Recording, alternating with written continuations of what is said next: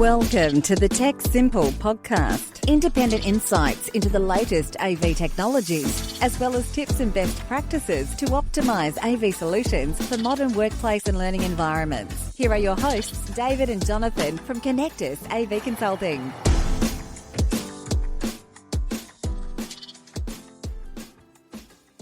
Well, welcome back again to another episode of the Tech Simple podcast. As always, I'm joined by my good friend and colleague, David Allara. Hello, David. Hey there, Jonathan. Really enjoying these podcast shows, more and more, I must say. And today will be no exception, mate, because we're joined by another special guest, an experienced expert in commercial property and workplace, who's now helping grow the co-working business Hub Australia nationally as Chief Property Officer. It's a pleasure to welcome here today, John Preece. Oh, thanks for that, David. I really appreciate it. It's great to be here. Look, I've really been looking forward to having you on this show, John. We've known each other a while. Konnectus has been working with Hub Australia for a number of years now on so many projects, keep popping up. It's exciting to see the growth for Hub Australia. How do you feel about that? Oh, look, we're delighted. It's the past few years, of course, have been a challenge for everyone. But when you're operating in a flexible workspace business and everyone goes home, that's a bit of a challenge. It's also been a really interesting stress test for the flexible workspace industry globally, all at the same time. And there's been some interesting results that have come out of that. I think there were many people in commercial real estate and other sectors that, 5 or 6 years ago saw the flexible workspace industry as a little bit of a bubble that was inflating too quickly and would burst eventually. And whilst COVID has caused some pain in the sector, there's no doubt, I think a lot of the more mature operators have come through the other side, have rebuilt their businesses relatively swiftly on this side of the pandemic. And, frankly, conditions are now ripe for a fairly rapid expansion of the sector. So whilst it's been unpleasant, I think the conditions now are really well suited for the flex space industry to prosper. And as a part of that industry, again, we've come through challenging time and we're setting ourselves now for a period of growth. Not for growth's sake, but because we're seeing that there's significant demand, CBDs, metropolitan areas, and also regional areas. So it's leading us in different directions than perhaps we would have earmarked before the pandemic, which has been really interesting. But, demand is robust, and that's great for the sector, but it's great for the Hub as a business as well. I must say, I feel like if anyone is sort of the champion for flexible workplace, it's you, John. I mean, you are prolifically posting on LinkedIn. I follow the posts and the conversations. You definitely have a lot to say, a true thought leader. And I guess it's on that note that I'd like to look at in a bit more detail one of the articles you put together in late 2021. It was called Liberated Work, Responding to the Unshackling of Work from Place. And in that article, you addressed hybrid working and co-working or flexible workplaces and liberated working. So I think it'd be great in this show if we can look at those individually and sort of understand what each one means. Probably since that time of 18 months ago, there's been some change. You definitely maybe have felt what you wrote 18 months ago is now slightly different. It'd be good to understand your perspective there. But if we look at hybrid working, what would be your understanding or your description of it today? Think about if I take a step back, I genuinely believe, and I say it with a straight face, that what we're experiencing right now is perhaps the biggest shift in work practices that we've seen since the Industrial Revolution. It's of such significance and the scale, and all around the globe, all at the same time, there's this shift in work practices. And I find that fascinating. And I'll have lots of thoughts around what, how work should be and the future of work and what it might be. Anyone that tells you they know what the future of work is deluded or lying, by the way, and no one knows. But seeing the evolution and how organisations of all types, whether it's small businesses through to government bodies, how they're experimenting with what work can be right now. And when I talk about work in this context, it's generally sort of knowledge workers in office space. I fully appreciate there are many sectors that don't have that sort of flexibility, healthcare workers, teachers, so on. But, about half of the working population in developed economies, they work out of offices, so it's a significant proportion. And I have thoughts, and I started to write them down. And initially that resulted in the article I wrote for the Corporate Real Estate Journal that you referenced. And subsequently I write those thoughts down primarily to make sense of what I'm thinking more than anything else, because when you write something, you tend to sort of try and make sense of it. And I started posting on LinkedIn and yeah, it's a good outlet, and it prompts responses that then prompt further thoughts. So it's kind of helps my own education and development as well in that space, because there's lots of people around the world doing amazing things. And here we're in Australia in our own little bubble, and it's great to reach out and build a broader network to see what's happening in that regard. But the shifts are huge. I mean, even at a veneer level, pre-pandemic, if we look at that versus post-pandemic. So pre-pandemic, people were working flexibly already. We kind of know that from a lot of the studies that were around in the pre-pandemic time. Touched on this in the article, that average occupancy, not corporate real estate vacancy rates and all that sort of stuff, but actual real-time utilisation of office space pre-pandemic, somewhere between 40 and 60%, depending on industry sector. And when you look at the hard average, it's about 45%. So about half the office space was actually used at any point in time. So that's when we're talking about half the office space being used. You're saying, the organisation has leased that space, it's fitted out, it's in its tenancy, but people are just not using it and people are not there? That's right. And in that same, this is pre-pandemic. In that same period, there's a guy at Stanford, Nick Bloom, who's also doing lots of studies around work from home. In that same pre-pandemic period, the work from home was about 5%. So if you took those two pieces together, and 45% of people are in an office and 5% are working at home, well, the other half are either not doing anything or they're working elsewhere. So I'll derive from that they're probably doing something, otherwise they'll be fired. And they're probably working flexibly. They're at a client's office. They're somewhere that's not home and not the office. They're traveling. As we all know, there's a multitude of places. If you've got a laptop and a phone, you can work anywhere. So the flexible work thing is not new. It's been around for quite some time. But of course, no one was talking about it, wasn't widely spoken about, certainly wasn't hitting the headlines, and we weren't having binary conversations around whether you're in the office or at home. Then COVID hit. Everyone went home largely, and we had this work from home experiment that it kind of worked, let's be quite honest, and not ignoring the challenges of the pandemic period, but the world did not come to an end.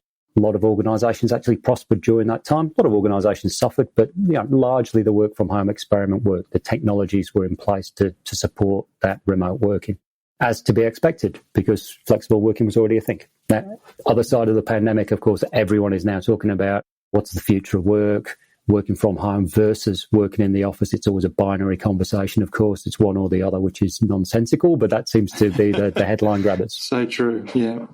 But if we do look today, if I look at stats out of the US, office utilisation versus pre-pandemic, 50 to 60% right now, looking at the Castle data systems. Here in Australia, the PCA's got some useful stats as well around various capital cities. Sydney and Melbourne, the larger cities, sitting again somewhere between 55 and 60%. So when you take that, put it on top of the pre-pandemic occupancy, of course, it gives you a figure of broadly 25 to 30% utilisation of office space today. So a third of the space is being utilised. Now that's pretty scary for tenants and landlords. Yeah, it's alarming, right? On a number of fronts. For landlords that own office buildings, as leases expire, what is going to happen? What are these organisations going to do with their footprint? Logic dictates that they will analyse how their space is being used to a far greater extent than they were before, and probably right-size. And in many instances, right-sizing might mean downsizing, and significantly so, maybe up to about half. For organisations themselves, now that there's a spotlight on this utilisation, pre-pandemic wasn't talked about, right? No spotlight, no one had to do anything. So even if the space was half empty, kind of like, so what? But there's a spotlight on it now. We're seeing more utilisation data come out, more sensors being installed in spaces, so you get real-time data. And when organisations have that data, they're going to need to do something with it. So I think, we've seen a shift in just analysing what's happening that wasn't happening pre-pandemic, certainly is now.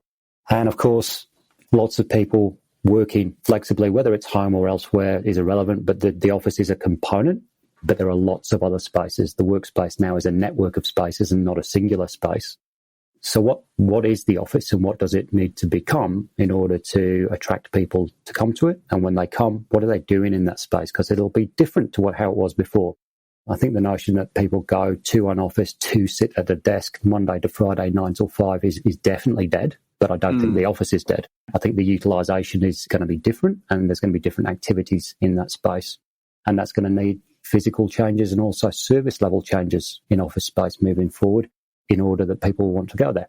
So if people are not going to an office or a physical location now to sit at a desk and work, and we're talking about changing environment, what are those changes? Do you have any insights into the type of activities happening at physical spaces now? So Yes, I read lots of research on this, and it comes as no surprise what your intuition tells you is just supported by data, and sometimes there are oddities. So there was a recent study by a company called Relogics, and it's predominantly US data, but there was a number of companies from Europe as well. And it seems that predominantly, I'm looking at data right now, so, meeting spaces, collaboration spaces, shortly followed by office in the sense of cellular offices. And then the lowest utilization is desks in the sense of open plan desks. So that tells you that people are coming to the spaces to meet, to collaborate. The office usage, hard to get sort of granular on that. It could be just that more senior people in businesses are in offices and they are coming back to the office more. Or it could mean that that's a cellular space where you can have those private conversations, and that's, again, a form of collaboration that people are using those spaces for. Don't know. That's just me sort of surmising. But certainly meeting collaboration seems to be a high utilisation, or certainly higher than sitting at desks anyway. I see also, a lot of customers that we work with and the floor plates, there seems to be this need for a town hall area where lots of people can come in and get together for maybe formal presentations or even informal get-togethers. That seems to be a lot more prevalent now than it was pre-pandemic. Are you seeing the same? That doesn't surprise me, because I think what we're seeing there is organisations being more intentional about why they ask their people to come to the office or to a space. So if it's a town hall gathering, it could be at a hotel function space, it could be flexible workspace event space, but being more intentional, because it's a challenge for organisations. Those organisations that have come out publicly and said, right, everyone back to the office Monday to Friday, 9 till 5, look, hasn't been received so well. There are others at the other end that say, hey, we're going fully remote. And some people don't receive that so well either, because, maybe, they don't have the ability to work in a remote fashion. But I think there's a move towards intentionality of why you would bring people to a space to be together. And the town hall sessions is an obvious one, right? You want to get all of your people together to give them information, but also just to get them together to socialise, to build relationships that are different. People have different lenses on this, but certainly being in person does help significantly with building relationships that you can then maintain online. You can build relationships online, but, the sense is that from a lot of papers that I've read, that being in person is still, that's the best way to build a relationship and to periodically maintain that. But it doesn't have to be all the time. It could be once a quarter, once every 6 months. I think Atlassian is saying, you need to come back to our spaces like once a year. So that's their view. But in any, there's a need for getting people together in person periodically, but it has to have an intention to it. It can't just be for the sake of it.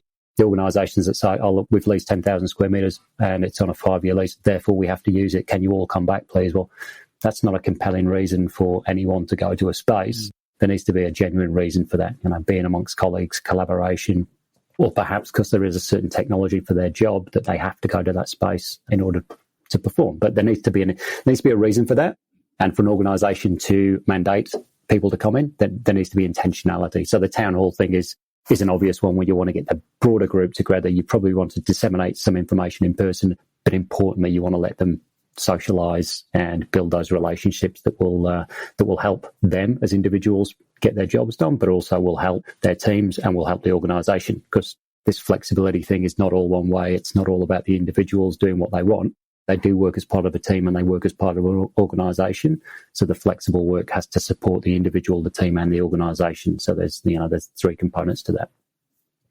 Yeah, it's a tough one. I mean, are you now sort of starting to talk around this idea of liberated working? Because I must be honest, I haven't really seen that as a term or a couple of words put together other than from yourself. And when I read about it, I said, well, gee, that looks pretty cool. That makes a lot of sense to me. I mean, tell us more about that. I feel like hybrid working is the compromise that's not a compromise, and no one's happy. I understand what flexible workplaces are, and, there's certainly a growing market for that, co-working. And the liberating, though, perhaps is more universal and more something that we could all be moving towards. It seems like you have that view. Is that true? Yeah, look, my view on that stems from the fact that pre-pandemic, people were working flexibly already, so this is not new. I think this hybrid tag is convenient, but it also stems from the binary position of office or home. And if you look at the definition of hybrid, you could unpick that and say, well, it's not just two things, John, but most people on the street would understand hybrid as being two things. If it's a hybrid car, it's it's petrol electric. If it's hybrid working, it's office and home.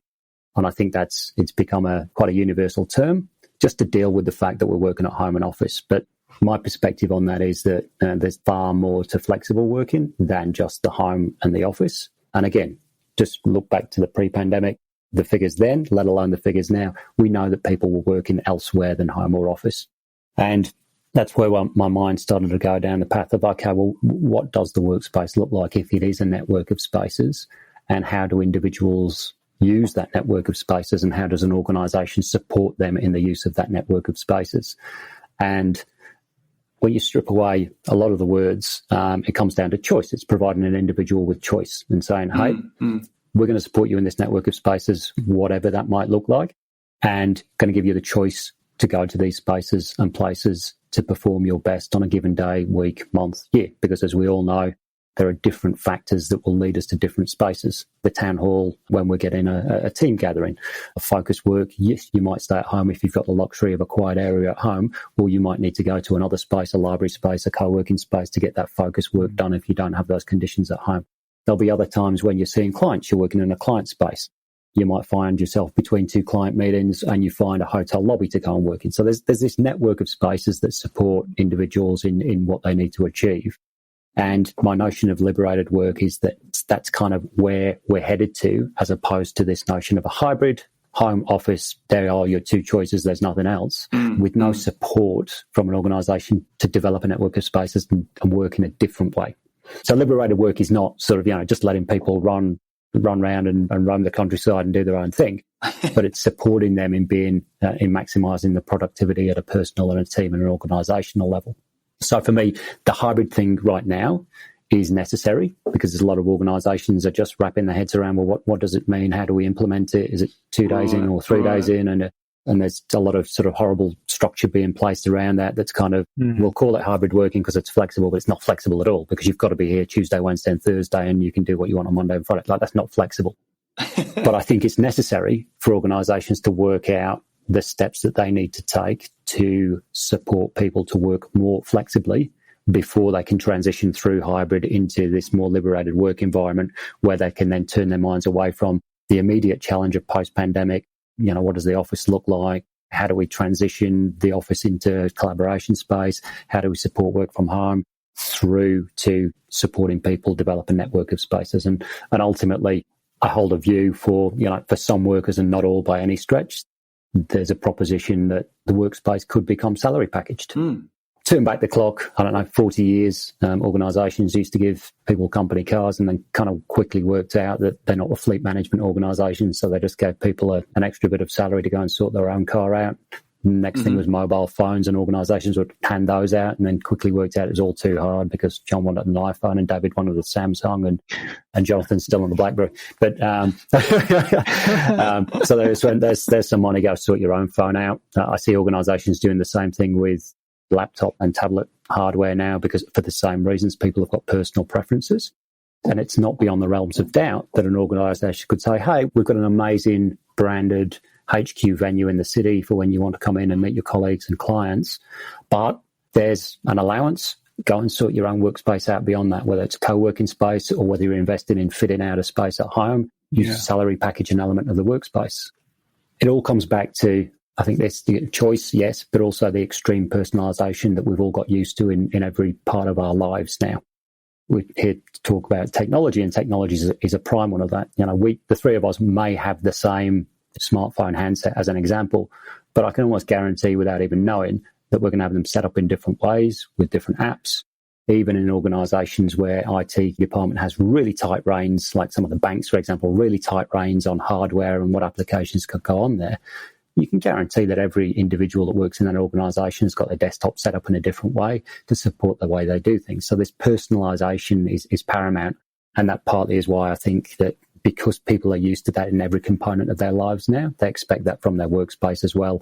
And that's why they'll want to develop. And I think it's supported by productivity metrics, this network of spaces that, again, is personalised to them and what they need to achieve on a given day or week or month. So not only do I get to choose which mobile phone I get or which laptop, I now get to choose where I work and how I work. As you say, either, I might decide to deck out my home office or just decide to go to a co-working space where I can get away from the kids. Exactly. And you might do both of those things, and you'll do other things on other days, depending on demands you've got from the tasks that you need to perform, the people you need to meet, when you need to be with colleagues versus when you need to be alone. That changes daily. So I think the notion that you can have a one space that fits all is challenging. And just to maybe bring it to a close and also get a bit of a feel for your views on AV, John, I mean, the flexibility is what I'm hearing loud and clear here in giving choice. Now, look, at Hub Australia, there is that flexibility with the AV. It's basically centred around your personal device. You can bring your personal device in, and yes, there's cameras and microphones and screens and everything in the meeting space. You just sort of can plug in and away you go. Do you think that's the right model in most cases, whether it be at your type of co-working place or a central HQ, to give people that choice and flexibility of using their own devices? I think you've got two different concepts there. So in Hub being a flexible workspace provider, of course, we are here to support our customers in how they work.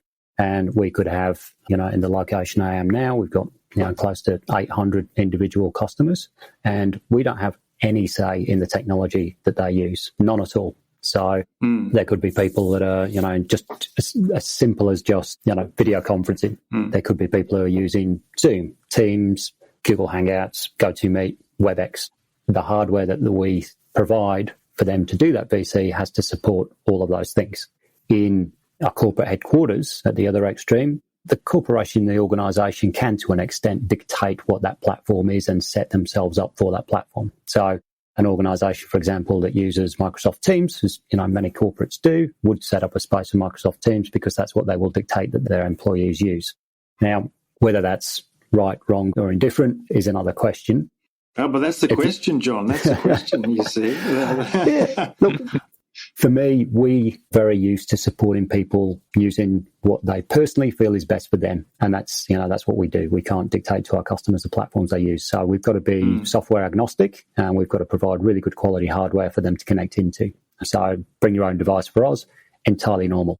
We do have some of our meeting spaces that are already set up to use a number of the more common platforms. Sure. Zoom, Google, and Teams seem to be the most common ones right now. Guys at Cisco wouldn't thank me for that with Webex, but they seem to be the most three common ones. But of course, then you do get people who are turning up with, Webex and GoToMeet. So we've got to support all of that. We can't just sort of turn people away and say, no, we don't support it. So we've got to be software agnostic. If you're running an organization, I don't personally think there's any reason why people, couldn't have the freedom to use whichever platform that they feel is best. And indeed, we know that they have to. So even if Organisation X says we are using Microsoft Teams, I can tell you now, if John organises a meeting with that person, I'm going to use Zoom because I'm more familiar with Zoom and I don't think it's a better platform. Just a personal choice. Whether it's better or not is irrelevant, but it's a platform that I've become comfortable with, and therefore the invite that I send out will be on that platform. So I think it's difficult to have hard and fast rules, but certainly for us, having the flexibility to accommodate anything is absolutely paramount. And also that drives a wonderful, I was going to say simplicity, but AV is never simple. It drives you to create systems that are intuitive and will support whatever software someone walks into that room with under their arm that they can connect in, and it has to be easy for them to do. That's the most important thing for us, because if it doesn't work first time, I was listening to you guys yesterday, it's kind of has to work first time. Yes, it does, because if it doesn't work first time, it's broken. Even if it's Absolutely. Not, it's definitely broken. I'm glad you agree with that, because I think that is the new expectation from most people, as we mentioned on that webinar. We've gone through the pandemic and we've found it was so easy, it was so seamless, as you already mentioned earlier in this show. And so why shouldn't it be now in the built environment as well? It doesn't work first time every time. Yeah, especially for a co-working space like Hub Australia, where people are paying you money to use their spaces. If it's not working first time every time, that's not good news. Not good news at all. And I also think people have got a different a different level of tolerance to what working first time looks like now. Yeah. We've come through the pandemic. We've all been using whatever platforms we've been using. We've set up our own hardware with the software that works for us. If you then walk into a room and it's not as easy as it was at home, it's kind of like, oh, this is just bad. Like, even if it's not bad, it's like the customer experience is a bad one. And then, our business lives and dies by great customer experience. So that's paramount for us that it works, it works first time. That's an excellent closing point. Well, I think that's all we've got time for. John, really appreciate you coming onto the show here and sharing those thoughts.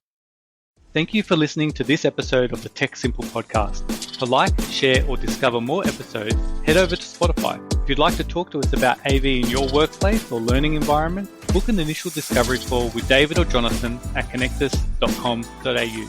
And remember, Tech Simple!